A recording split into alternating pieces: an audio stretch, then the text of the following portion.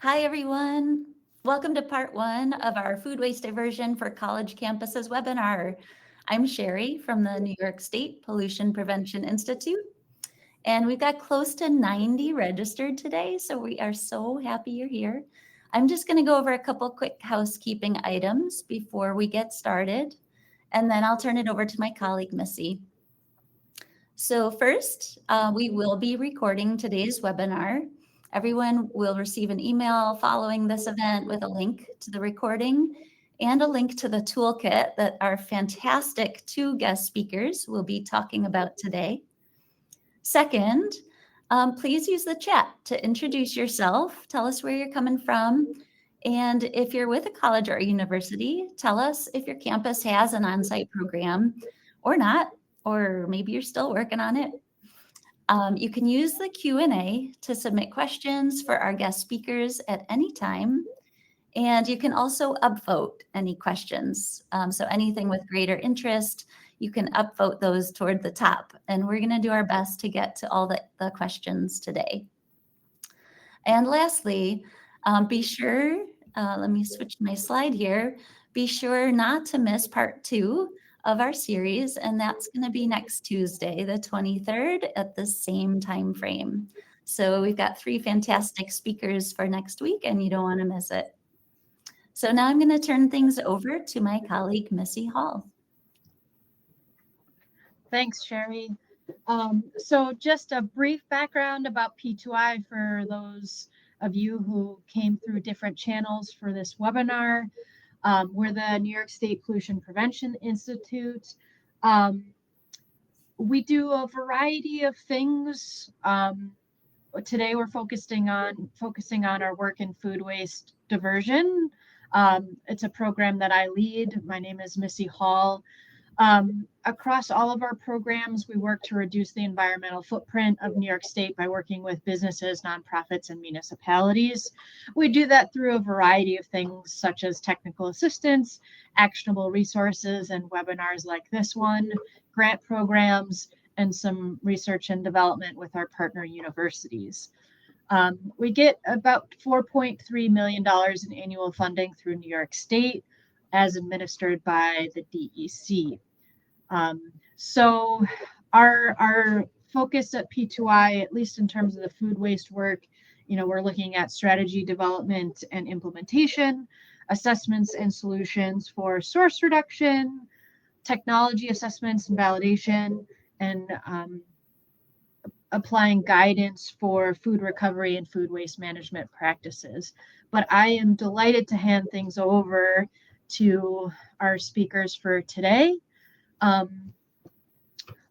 I can change to the next slide.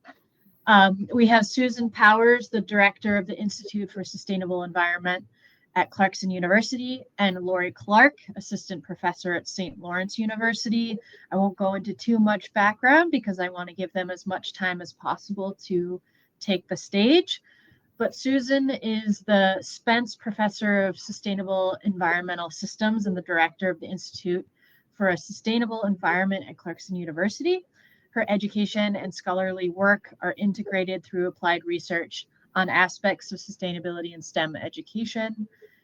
You can continue to read her bio here. It's also on the registration page. Dr. Lori Clark is an assistant professor of environmental studies with a joint appointment in public health at St. Lawrence University. Her academic and research agenda focuses on the environmental effects of municipal waste with special attention to climate and energy policy, public health, and water quality. So I'm going to exit the stage and allow these great folks to talk more about their project. And yeah. Thank you, Missy. I'm very happy to be here. So this is Susan Powers speaking. And I want to thank the P2I, both for research funding that I'll describe in a moment and for arranging this webinar and for posting our toolkit on their resource page. So our overall message, did our screen just went away? Thank you. Overall message here is that it really helps to understand the wasted food on your campus in order to figure out how to reduce that wasted food and increase diversion. I'm just going to start with a little vocab because this is somewhat jargony and people use different words. When we talk about the whole food system, everything from the farm to the consumer, we're not talking about food loss at the farm and processing. We're not talking about that fraction of food that's consumed, but the rest of the food we call wasted food. Some amount of that is plate waste, or what we call post-consumer food, kitchen scraps, which we call pre-consumer food, and overproduction or excess food. Food scraps are this is a term used by New York State, and I should use that, but I just have food waste in my vocabulary, and so they are used interchangeably. The other part of the dialogue and the vocabulary is to think about what do we do? On the left-hand side, that's how we generate food waste, but then how do we manage that? The EPA came up with this wasted food scale a couple of years ago, and we just use the simple words reduce, which means preventing wasted food or reusing it, repurposing it, recover, which means that the actual food value is utilized either for humans, hopefully, or for animal feed, and recycle, which is predominantly composting or anaerobic digestion. So it does follow this hierarchy, but we use the words reduce, recover, and recycle. So just to give you a little bit of background, so with funding from the New York State Pollution Prevention Institute, their research and development group, we had funds to do very thorough food waste investigations at 5 universities in Northern New York.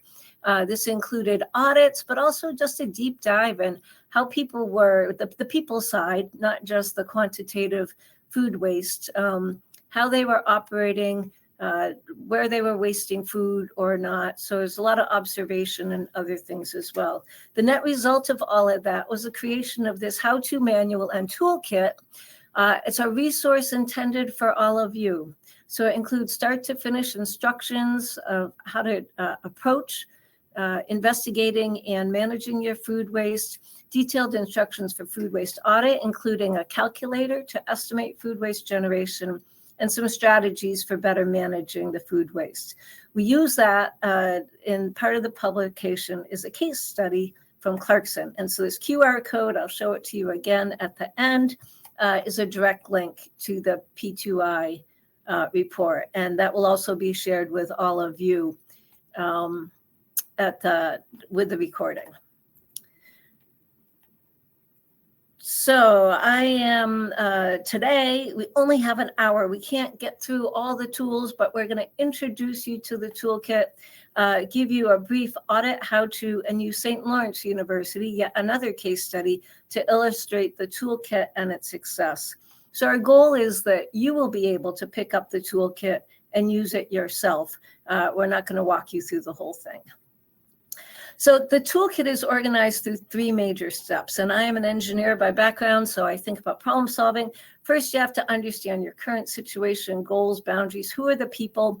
The boxes in yellow are sort of the tasks that we have included in the how-to manual, and in the green boxes with the stars around them, those are all our tools. And so there's a lot of interconnected hyperlinks to go to the direct tools that help you do each of these tasks.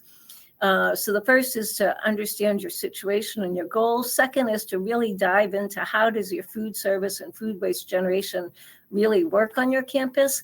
And then once you know that, you can identify opportunities for reduction, recovery, and recycle. So I am going to give you a little bit of background on St. Lawrence University. We're having some struggles with microphones, so Lori's not quite live yet. So St. Lawrence University is in Canton, New York. They have an enrollment of about 2,000 students, all of whom live on campus and use the meal plan. We're going to talk today about Dana Dining Hall. It's the primary eating location at St. Lawrence, and it's a buffet style, all-you-can-eat eating facility. So just some pictures of Dana Dining. On the consumer side, you see the buffet style salad bar, dessert bar. And so it's all you can eat. Students take a plate or multiple plates, fill it up, and eat to their full.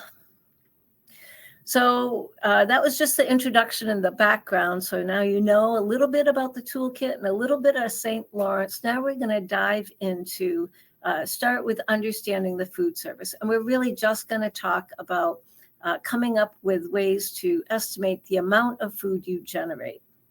The easiest approach, and this is what was used by New York State to define if you are a large quantity generator, is to use this food waste factor, 2.72 pounds of food waste per student per week. The numbers here, this bar is for Clarkson University. We would, over 8,000 pounds per week is estimated by this food waste factor. It's an amount, it's maybe something to aspire to, sending it all for recycling, but it doesn't tell us enough about where it's coming from or what we might do with that.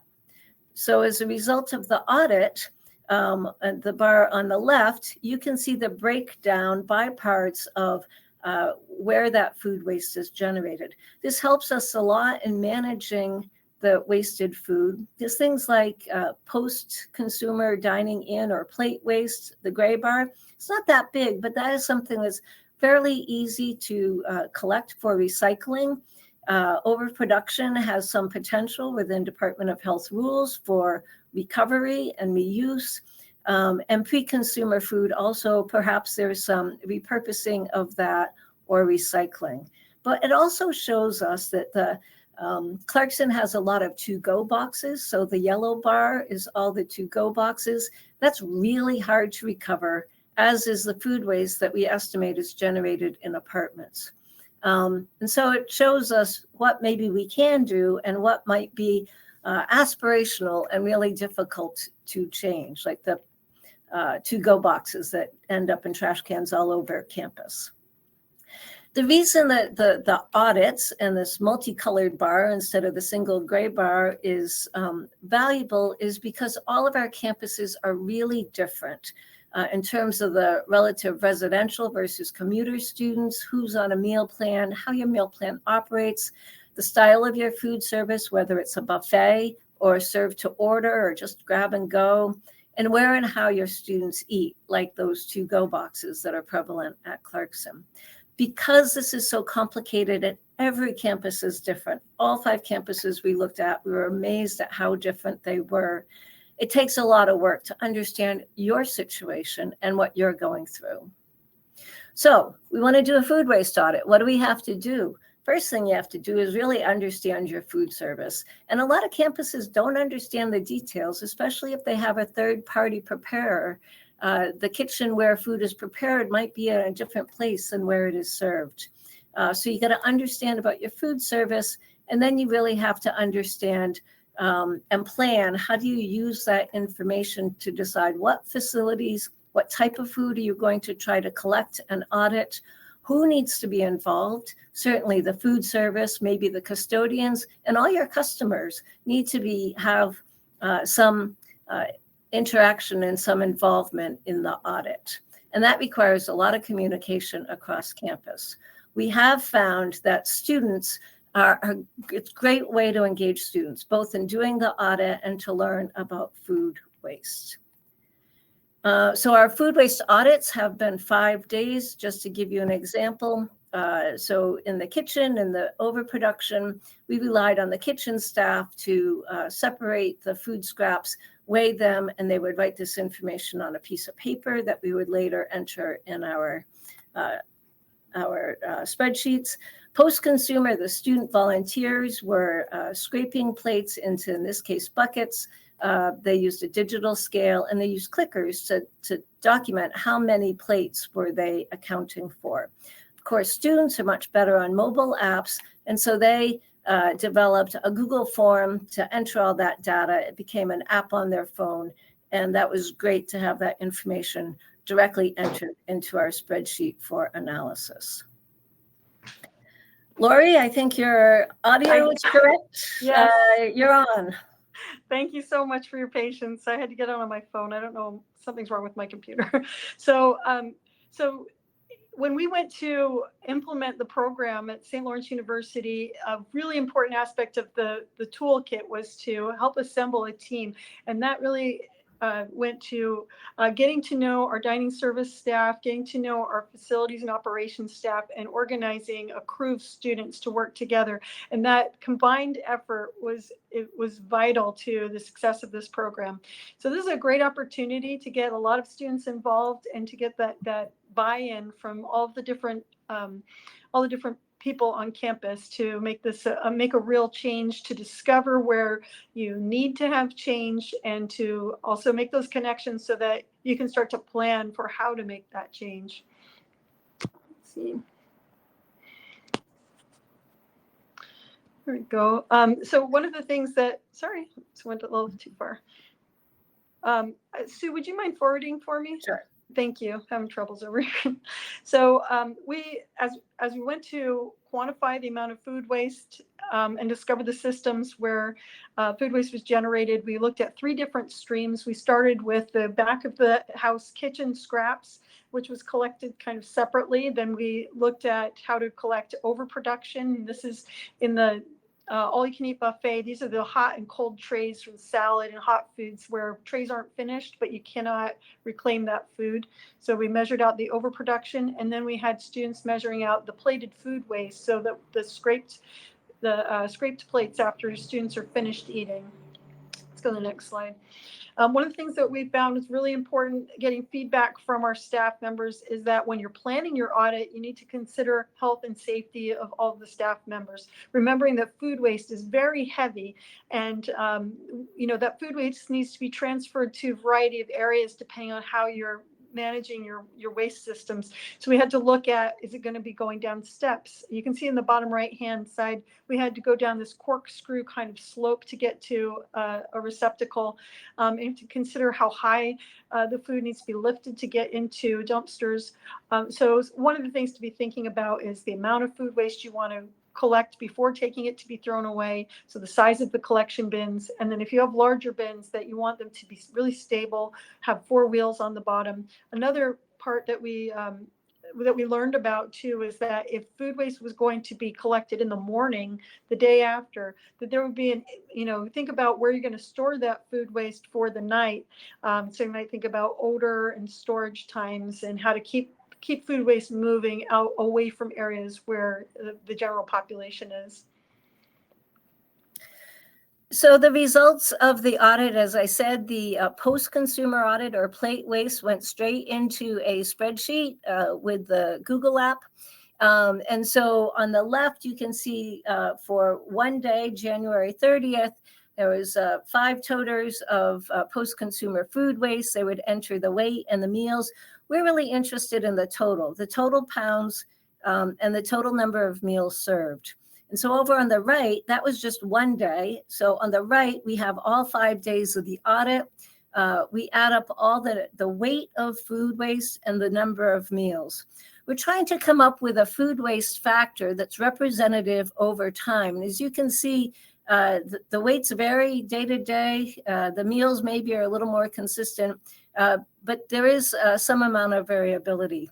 And so the food waste factor in this case, in terms of pounds per meal per person, so this is like sort of pounds per plate, per person plate.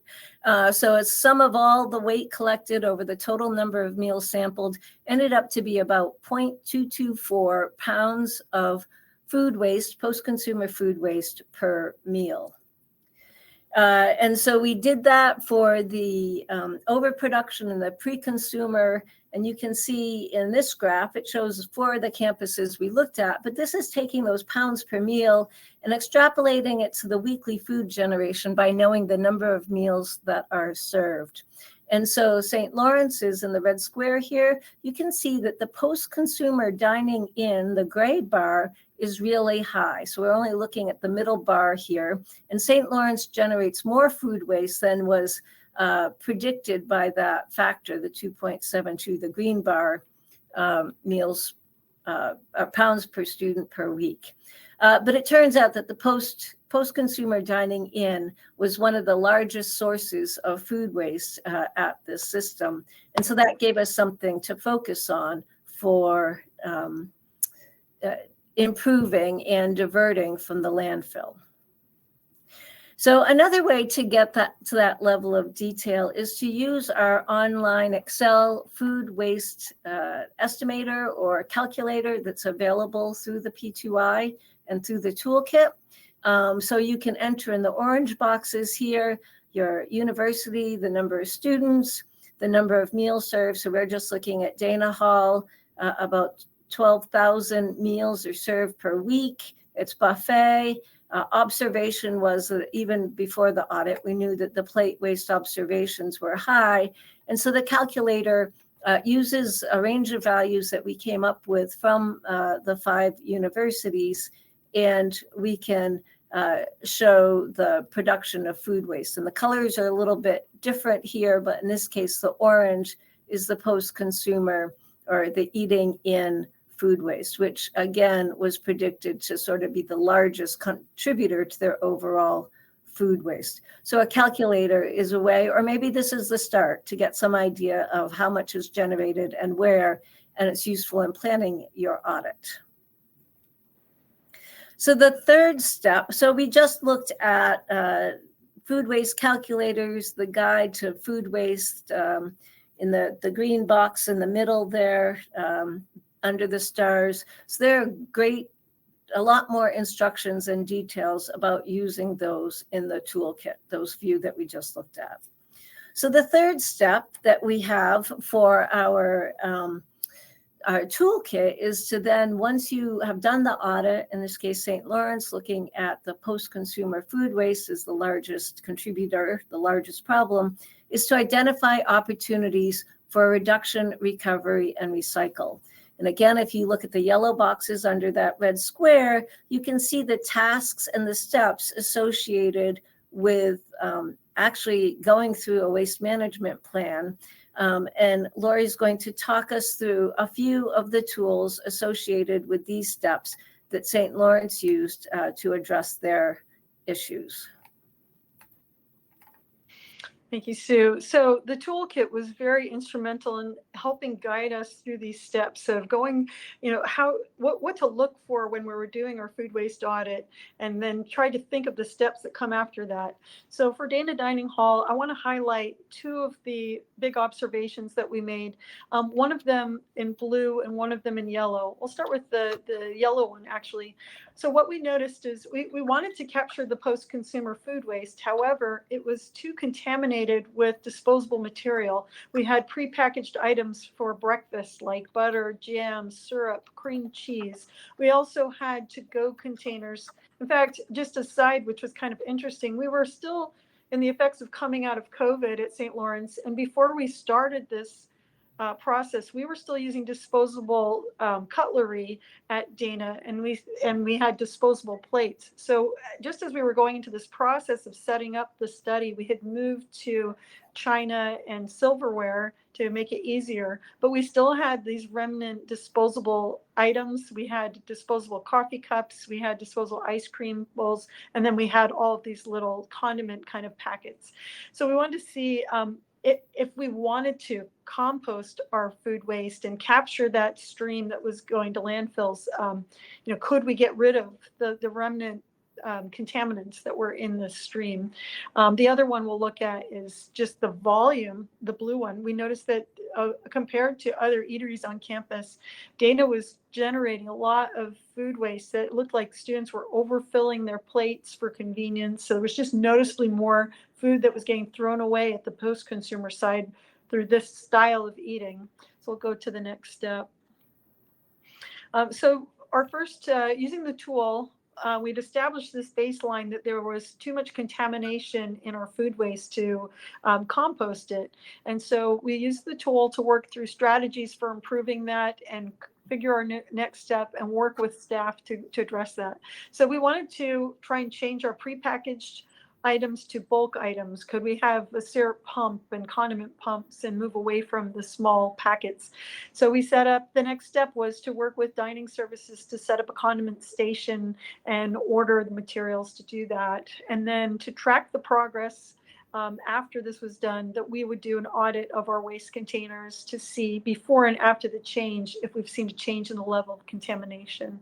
Part of that, which is not highlighted here, was also to change the station for students, so it'd be easy for them to separate out their waste from any other disposable materials as they were exiting the cafeteria. Let's go to the next slide. One of the other baseline issues that we mentioned is that there was notably more food waste from the plated food. We even had students throwing away entirely filled plates of food. And so there were a couple of strategies that we looked at using the tool, kind of thinking through the process. One of them was eliminating trays so that students couldn't carry as many plates. But the big one that we then followed with was reducing the size of the plates that they could take food, and allowing students to still know eat as much as you like, but just starting out with a smaller plate. So the next step was, through dining services, ordering 8-inch plates, moving down from 10-inch plates. And then to track the progress, we would have a follow-up audit once again, before, during, after the change, to see whether the post-consumer plate waste changed with that. Go to the next one. So a big part of this change was education and instruction to the students. We just plastered the walls of our cafeteria with information. You can see on the left-hand side, the large banner is letting students know the impact of food waste and why do we care about food waste? What are the issues locally and globally? And then we created posters that let them know specifically what kind of food waste issues we're dealing with at Dana. So you can see the second poster, 3.14 tons per week were being thrown away. And then instructional posters. Why is this important? Let them know, take what you need and eat what you take, and being responsible. But then once you make those decisions on what you're going to put on the plate, then where do the items go? And so we had instructional signs by the composting area, what goes in which bins, and trying to make it very clear and easy to follow instructions. And the posters were all around the cafeteria, where people are eating, where they're getting their food. So this decision that they're making while they're choosing their food, thinking about it while you're sitting and eating, and then additional instructions when you get to the waste receptacles. So this is some of our results. This is when we began using the toolkit, we mapped out where our waste was going. This was a big kind of part of getting everything started using the toolkit. What we found, that you can see Dana Kitchen highlighted in yellow. It had 3 streams of food that were being generated. It had the kitchen food scraps that were non-meat and dairy, so eggshells and greens, and those were going to a small campus compost operation. The meat and dairy, following black lines, the food going out to the dining area, was all of that food went to overproduction, post-consumer waste. All of that was heading to a landfill, and that's about an 1.5-hour drive from us. After doing the audit, going through all these steps, working through the tools, and trying to change our system, in 2025, we've experienced a complete shift in where our food waste goes, and this is completely from working through this process. You can see that the kitchen scraps, both greens and meat and dairy, are all going to compost. Our overproduction now is going to compost, and our post-consumer waste that has gotten cleaned is now all going to compost. So we've seen a massive change in that system once we could kind of identify where the problems were and address them. Let's go to the next slide. So it's been a big success. You can see the area where students are separating out their waste. We've got a metal table for them to help them set things down and separate into the green bins, and the black bins are for disposable waste. And the bottom picture on the left came out in our summer university magazine, the success story of how things have changed by making smaller plates, getting rid of contamination, and getting to know our system, changing the way we manage waste from both the kitchen end, facilities and operations end, and the student the way they do things in the cafeteria. And I'd like to show you some of the results of that. You can see before, when we started the audit, what we discovered was that students were generating about 0.23 pounds of food waste per meal per person. In our follow-up audit, we found that now, after all of these changes, the students were generating 0.14 pounds per meal per person. We saw about 40% less plated food waste generated. This was amazing to see these results. The bottom graph is showing the food that was getting diverted to our local compost site as we went through this process. So spring 24, the first bar on the left, you can see we're diverting our kitchen waste. And this was actually after adding meat and dairy. So at the beginning of the process, we started the audit, it was just greens. Then we realized we could change our system to accept the meat and dairy that was non-contaminated. After we did the audit, we recognized a low-hanging fruit would be to add our overproduction in those hot and cold trays. So by fall of 2024, we'd added that to our compost. But then the last bit was to change our system in the cafeteria, get rid of the disposables, remove the contamination, and make a site for students to start separating their waste. So this is spring of 2025, and you can see now we've added that third stream of the post-consumer waste. And so that combination has greatly increased the amount of food waste diverted on the weekly basis. Over the course of a year, we saw nearly 60 tons of food waste now added to what is being diverted from our cafeteria. So big change. And this is just kind of fun to see. I was looking through pictures of our compost site. The first one in the upper left is our compost site in fall of 2023. So this is when we were starting the whole process of using the toolkit. By fall of 2024, we had added we'd used the toolkit, we'd done our audit, and we recognized where we could add our meats and dairies and our overproduction. So we expanded our composting, we got bigger bins, and you can see, if you look at the distance of the windrow from the back trees, these are the same trees we're looking at. So by fall of 2024, our windrows had grown because we were diverting more food. The last picture's in spring of 2025. I've got a red arrow pointing to that same little tractor. You can see how small it looks next to the size of these windrows. So this is just an illustration of the major shift that's happened, and all this food waste now is only traveling 1.9 miles from our campus to be composted, rather than traveling about 70 miles to go into a landfill where it would be generating methane gas. And now we're capturing that we're greatly reducing that carbon output from food waste.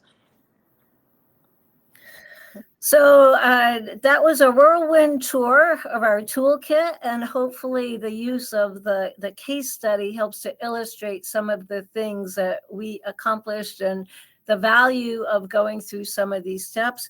I just want to reiterate, we've got 3 major steps. The words in the yellow boxes under each of them are sort of the tasks that we talk about as sort of best practices. You might already be 3/4 of the way through here and just need help on the bottom, number 3. But we wrote it for almost anybody, and so that you could dive in at whatever step is appropriate for you. You don't have to do the steps in number 1 if you've already done that. You can just dive in and start with an audit, or start with trying to understand the root causes of your food waste challenges and move forward. I just want to point out I'm an engineer, so I think in diagrams, but Lori showed the flow diagram. So that's in the green box in the middle on the left, food waste flow diagrams. We found those really helpful, especially in the complicated food service at many campuses where there might be multiple kitchens and even more different places where food is served. Mapping that all out is really valuable. Lori's got a lot of background noise. Oh, sorry. Thank you. So mapping it all out can really help you think about where you can intercept the wasted food, either for reduction, recovery, or recycle. So hopefully that gave you a good tour. And before we close, I just want to take a couple minutes. We're going to switch from the slides to the actual toolkit, and I'll just walk you through sort of using the hyperlinks so that you can navigate the toolkit. So can we change now? We'll come back to this in a minute. And then it looks like there's lots of questions. Sherry or Missy, can you switch it to the toolkit?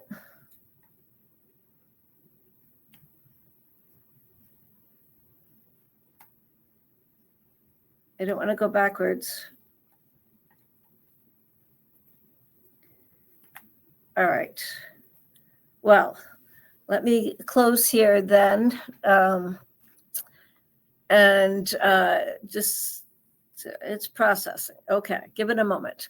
Things are a little slow here electronically today.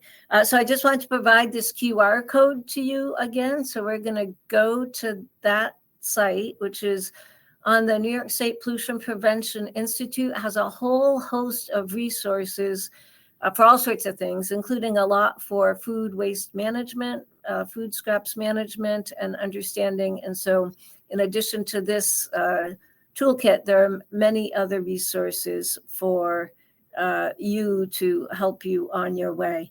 And Lori's and my emails are right there. We're very happy to stay in touch. And if you have any specific questions or comments, we'd be happy to take those if you use the toolkit into the future. It's always, always to be improved. So let's see, Missy says this is going to take a moment to switch to the toolkit. And if we can't, we can just go straight to questions. Yeah, I thought we could go to questions while that's loading up. So I wanted to start with one question.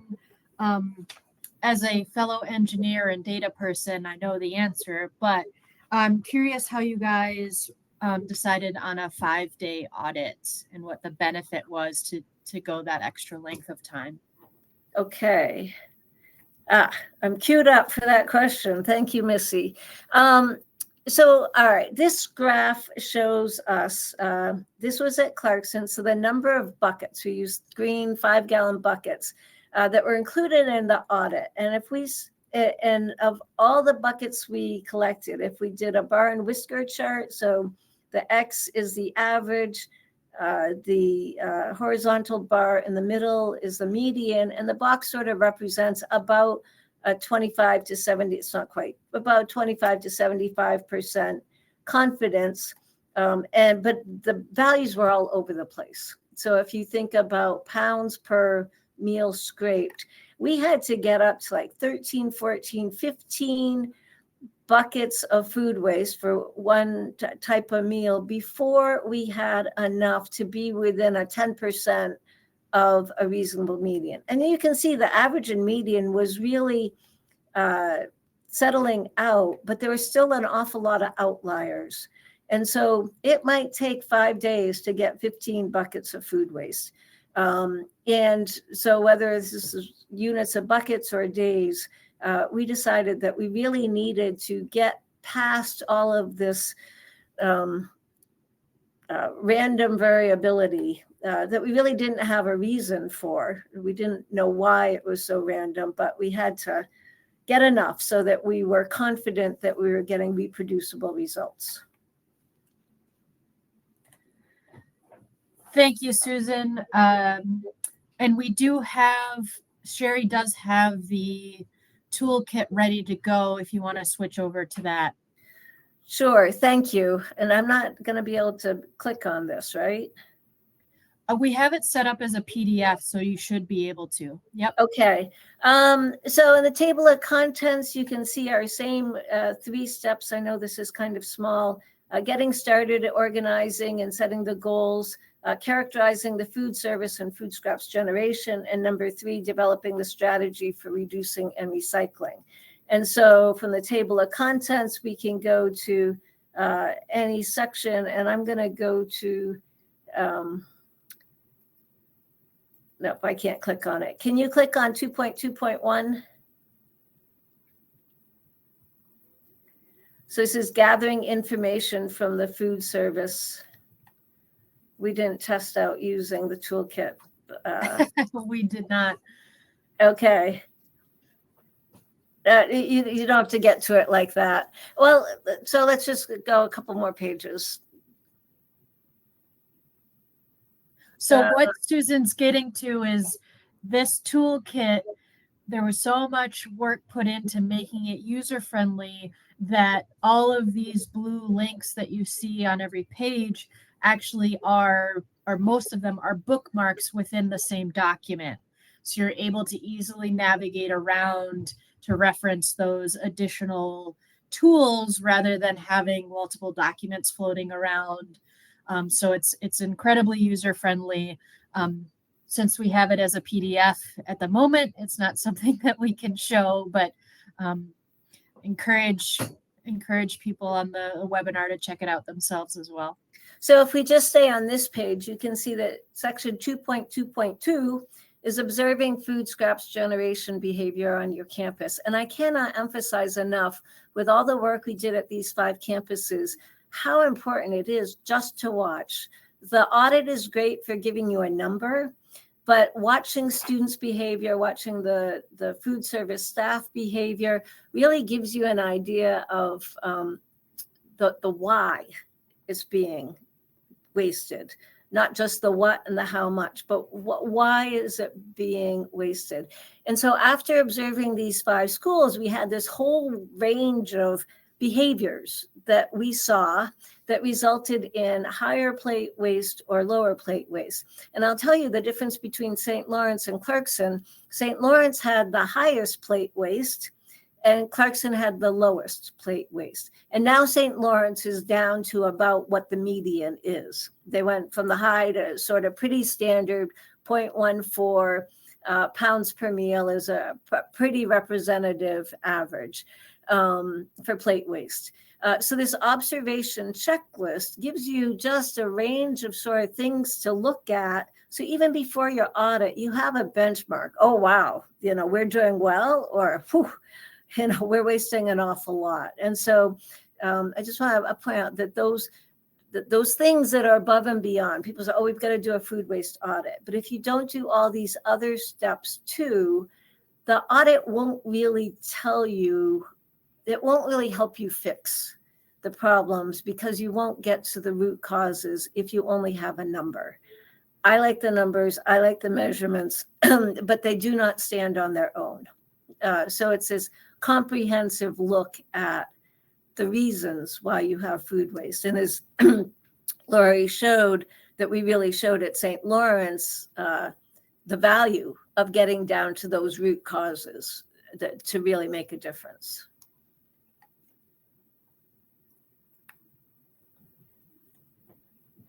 Thanks a lot. Oh, Lori, you're muted still.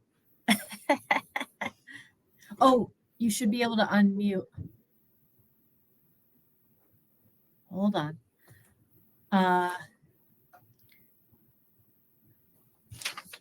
Well, Lori, maybe we'll come back to you. So can I see a question from Bill. Yeah, go for it.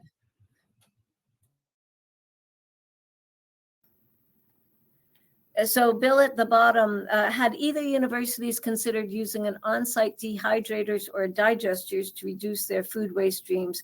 If not, why not? So I will tell you, so Clarkson does have an anaerobic digester on our campus, and our kitchen scraps and overproduction go to our digesters. We have found that the digester is extremely sensitive to any amount of contamination. A plastic glove, a metal knife caused $3,500 of damage in the grinder, which is the food step in the digester.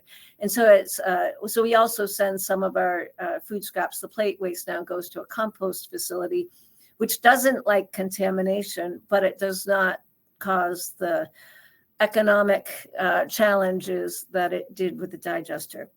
So we just have 2 streams, and the digestate from that is used on some of our sports fields, and the biogas is used in an on-demand hot water heater we put the heat back into the system to keep the system warm enough for digestion. We don't get any net energy, but we do use the fertilizer value. I am not, this is a personal comment, I am not a fan of dehydrators. They might reduce the cost of your ultimate disposal, but it takes a lot of energy. And so you've got to think about the whole system and the benefits versus the trade-off. So like any sustainability problem, it's a trade-off. So that is my opinion. And I think next week's seminar, we'll talk more about what campuses are doing on site to manage their food waste. Can I'd love to join in. I couldn't get my sound working, but just back in. But to the last question, I just wanted to point something out that Sue was highlighting. One of the problems we found, if we just knew the numbers of how much we were, how much food waste we were throwing away, we wouldn't have found out some of the really important root causes. One of them, which I didn't mention, was the receptacles that we had to collect food waste. We started off with a very small receptacle, and we had limited space for containers for food waste. But after going through the audit with people from our maintenance and operations, we discovered that we could change to a larger container, which is when we started taking on more kitchen waste and the overproduction. And then with maintenance and operations, we found a facility where we could put a very large container that could hold the amount of food waste if we were to add the post-consumer, and they had to change the way they did the operations in order to move that volume of waste. And so it was a whole process, and so it kind of really goes to the use of the toolkit is kind of going through that troubleshooting of where are the weak points and where can we do improvements, and then what would it take, and whose input do we need, and what kind of budget do you need, and do you have the staff, and how would we rearrange the staff to manage it. Thank you both. Question, kind of taking a little bit higher look at this. What advice would you give other universities about following the toolkit, especially if they're starting from the ground floor? I mean, it is an extensive document when you look at it from start to finish, but how to get started without feeling overwhelmed? What are the main highlights that folks should focus in on?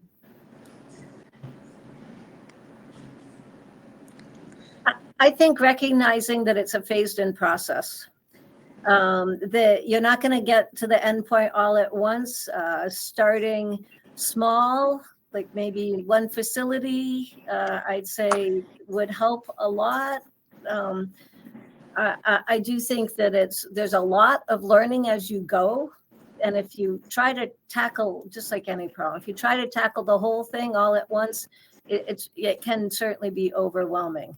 But just focusing maybe on just on plate waste, for example, or just on overproduction, thinking about what you can do with one component, learn from that, develop some buy-in from the consumers and the dining service staff is critically important. And so making sure that you've got them on board really, really facilitates not getting overwhelmed, and then becomes a partnership and a collaboration. I think that helps a lot. I want to echo that. When we first got started, we thought we were going to dive in and start counting really quickly, but we kind of pushed it off a little bit because we realized that we needed to take time to get the stakeholders together and have those earlier conversations, connect with waste management and dining, and really become friends with the students as well, because the students are, major players in the food waste generation. But to get all of their perspectives together in a room, to think together, to plan together, and even as we've been through this whole process and we've done the changes, those same groups have been getting together and forming committees. Now it's been going on for a couple of years, and that's where we've seen changes. Those personal relationships and understanding the different perspectives, so vital. Awesome, thank you. Can I go to one of the other questions in the? Of course, yeah. It sort of addresses too, and it's the problem with to-go boxes, which is to me, a social challenge at Clarkson University, as well as a a food waste management challenge. So we do use the compostable pressed cardboard boxes, and they are indeed compostable. We do not encourage right now students to put those in our compost bins, because if you look at our areas where students take to-go boxes, it is overflowing with to-go boxes after lunch or after dinner. The volume is just more than we can manage. The other thing, the challenge that we have at the moment are the plastic utensils. And so often the box is closed around things that includes plastic. And so if we just encourage students to toss their to-go box in the compost bin, I can guarantee that our contamination rate would go up. We are pushing hard a Choose to Reuse campaign. Just sit in the dining hall with your, it's hard plastic, durable, reusable plates and metal utensils. We have challenges that our metal utensils disappear. It's a different social problem. But we are also really working hard to think about how can we implement a reusable to-go container project. We tried it once before. We were early adopters of that, and faced all sorts of challenges that we now know what the challenges are. And one of our challenges is space to wash and dry. We use it because they're bulky. They're not like plates that fit all together. So we are working on that. And then if it's a reusable to-go box, the students would return the to-go box with any food scraps in it, and we can recover or recycle the food scraps that are in there. So that is, I'd say that's what Clarkson is working hard on. And it's back to that point. Doesn't get fixed all at once, right? You phase in solutions. We're doing great with our standard dining hall recovery and recycle, but not so great on the to-go boxes, and we continue to work on that. Thanks, Susan. And this question is kind of a combo of two. We had somebody ask about reducing food waste when students take their to-go boxes, as well as any focus in on overproduction through the work that your campuses are doing. So two different areas of waste generation and what your universities may be working on, or suggestions for other universities that are looking at both of those avenues. Lori, do you want to take that? I can if you don't. Sure. So there were two questions. So the first one was about when students take their to-go containers, and what was the second one? Overproduction. The overproduction. Yeah. So I don't know if the question is like how to minimize overproduction or how to manage overproduction. When we first started, we were throwing away all of our overproduction was going to landfill. And for us, one of the early issues was we have our own compost site on campus. It's kind of like a little bit off campus, but there was concern if we were bringing in all of the meats and dairies to our compost site with animals in the area. And so for us, that just became a change in how we manage our compost site and doing more cover material at the compost site. So that was also, we had to get larger bins to manage that larger volume of food. I think that one of the nice outcomes of which we'll have to follow up on, but one of the nice outcomes is now that we're reducing the amount of food waste that's generated, I believe that's going to have a ripple effect kind of upstream, where we might not have to order as much or produce as much food. But one of the values at our university is that students can take as much as they want. So we'll have to kind of follow up and see how the change in post-consumer waste might be affecting that upstream level of overproduction. It's a really great place to look. So I would also say we saw a huge difference in overproduction between the all-you-can-eat buffet and the serve-to-order food services. So the manner in which it's served makes a big difference. And who serves, if it's plated by dining staff versus the students take how much they want. Sometimes, and both can result in too much on a plate. students, just take too much, or, you're small person, you're not that hungry, you don't want a full plate of French fries, and the added French fries don't really get eaten often.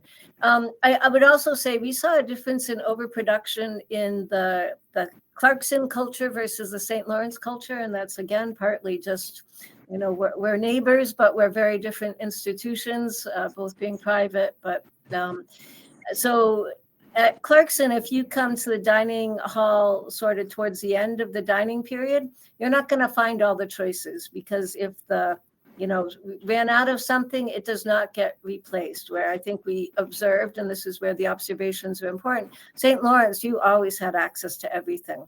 And so there was always going to be overproduction, just because they were making sure their students, as their culture, always had access to anything. And Clarkson is a little, I don't know if the word stingy, but a little less free with that, the extra food. And so you get what you get if you come at the end of the dining hall. But then those trays there would be less overproduction.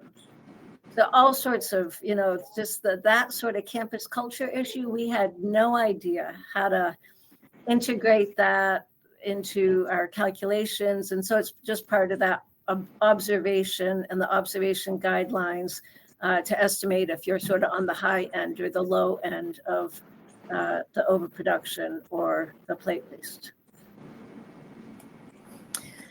Thank you. I think we have time for one more question before we wrap up. I will say, though, I always have room for French fries.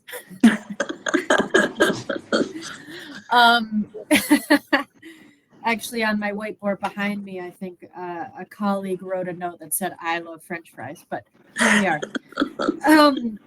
So just to wrap up, you guys mentioned the role of students in the process of the development of the toolkit and the creation of the app and starting to separate, and you have your information, Lori, you spoke to,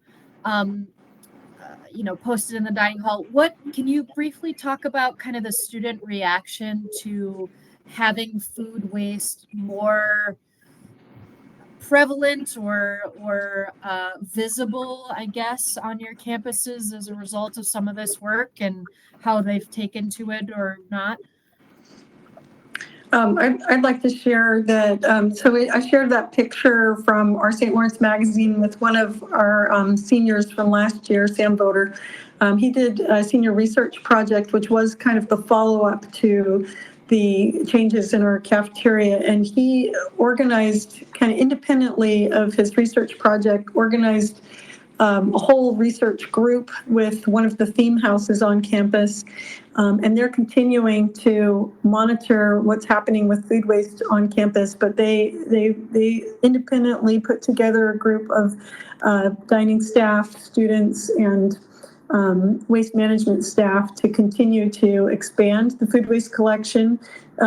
They added collection times and bins at all of the theme houses that are kind of on the outskirts of our campus, and made that incorporated into part of the food waste collection. And they're continuing to expand the collection options on campus. So they're trying to create a culture that has just kind of been growing and snowballing since we started the audit of that food waste collection.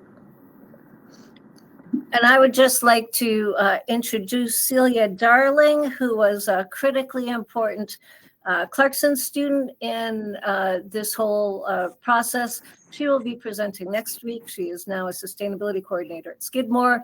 So that opportunity that our student interns, and we've got more students like that, have at the university level is a great entree into professional experience that comes after graduation. Thank you, Celia. Yes, thank you. So that's a great plug for our webinar next week, where we will talk more about, talk with a panel of New York universities that are doing work on their campuses to divert organics from the landfill. I want to thank our speakers for their great presentation and conversation today. Look out for the email coming out shortly with the recording, links to the toolkit, and a reminder about next week's webinar. And Sherry, thank you for your work in the background, getting things all set up and running. Have a great day. Thanks for joining us. Thank you.